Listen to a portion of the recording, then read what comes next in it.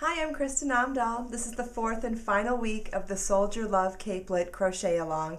In this tutorial, I'm going to show you how to do the lower side of the capelet. So if you've decided to go ahead and make the capelet and not just the scarf, we're going to take that yoke of motifs that we worked on and we're going to work sideways along the bottom edge, creating rows of edging that we join as we go. And then from there, I'll give you some tips and tricks for making the buttonhole band, and then we'll be all done. So let's get started.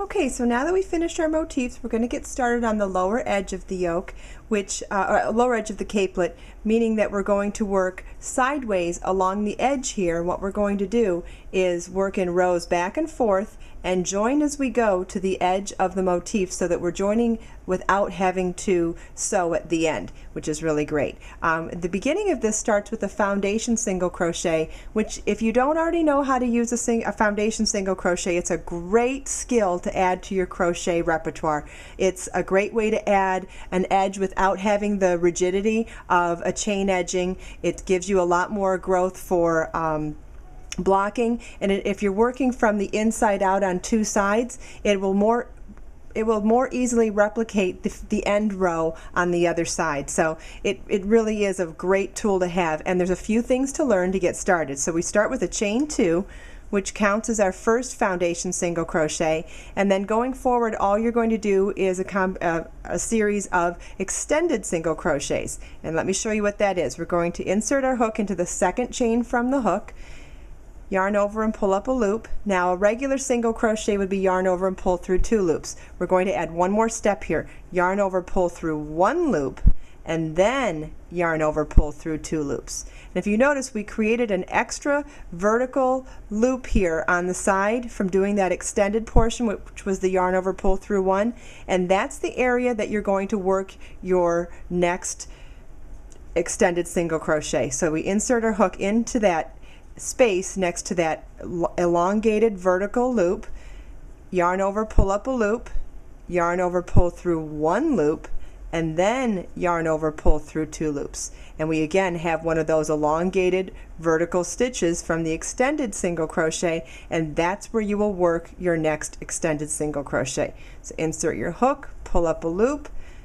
yarn over, pull through 1 loop, and yarn over, pull through 2 loops. Now for this example, I'm going to do a half scale version of the actual capelet, which means I'm going to do foundation single crochet 13 times, which is the multiple of 12 plus 1. And if you're doing the regular capelet, you want to do a total of foundation crochet, single crochet 25 times. And then I'll show you the next row. So let's do that and come back. Our next row starts with the chain 4, which counts as a treble. So you want to line that's going to be lined up right over that first double crochet from the row below. And now we want to skip 3 stitches and treble crochet into the next stitch. So we skip 1, 2, 3.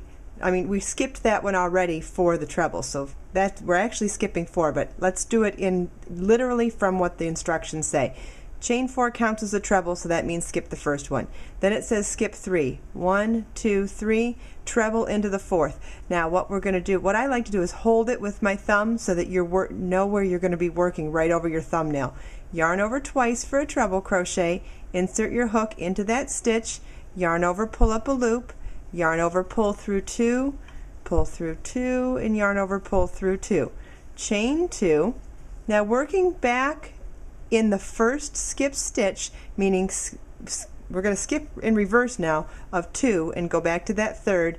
We're going to work a treble crochet in the front of what we just worked. So insert your hook into that stitch, yarn over, pull up a loop, yarn over, pull through 2, yarn over, pull through 2, yarn over, pull through 2, and you have your first cross stitch made.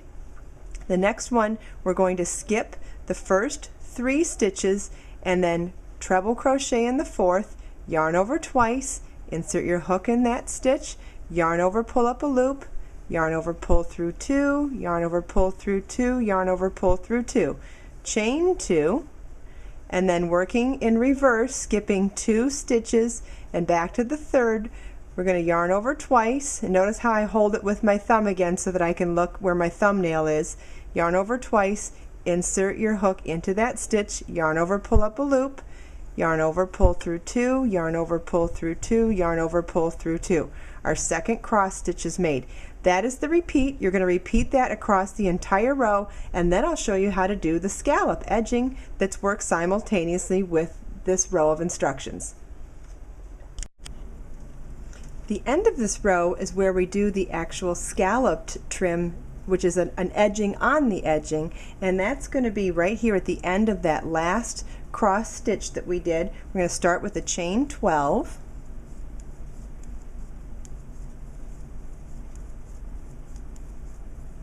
And we're going to join this with a slip stitch to the top of the last double crochet in the row 2 rows below, or the row below actually, like that. And then we're going to turn our work and work right into that chain 12 space, and we're going to start with a single crochet, a half double crochet, which is yarn over your hook, insert it into the ring, yarn over, pull up a loop, yarn over, pull through all 3 loops on your hook.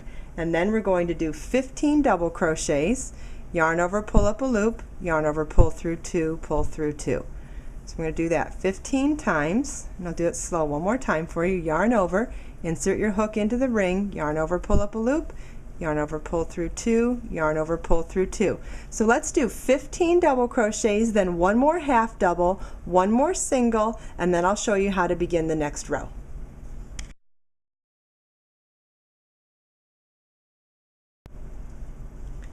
Okay, so depending on how tight or loose you crochet, you may need to ease your stitches around the chain 12 ring.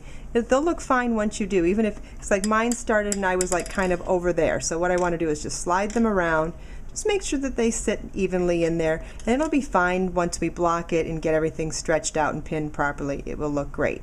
So what we're going to do at the end of this is slip stitch into the top of the last stitch made on the last row, which was a treble crochet. Now we're going to chain 3. Again, that counts as our first double crochet, so that's for that stitch we just slip stitched in. We're going to double crochet twice in the chain 2 space, and then double crochet in the next stitch, which would be the next treble crochet on the row below. And then the repeat for this row is to work a double crochet in the next stitch, 2 double crochets in the chain 2 space, and double crochet in the next stitch, for a total of 4 per repeat. And for mine, we're doing that 3 times. In yours, you would do that double.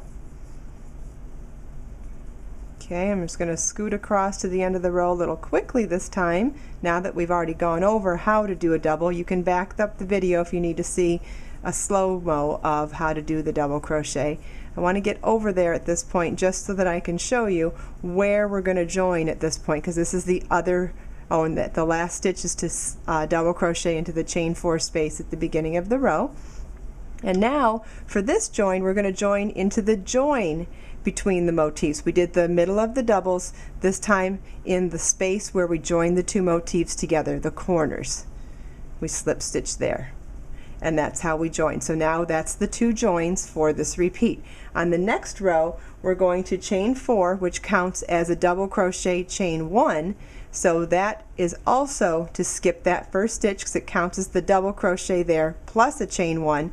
And the reason that is on this row is because we're doing a double crochet chain 1 for this whole repeat. So we skip that first double crochet to count as the double, skip the next stitch for the chain 1, and then double crochet into the next stitch. And we're going to chain 1, skip 1, and double crochet in the next stitch across the entire row.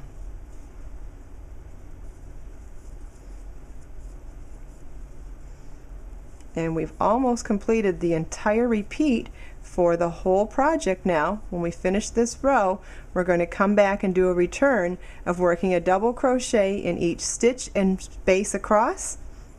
I'm going to chain 3, counts as our first double, so we skip the first stitch.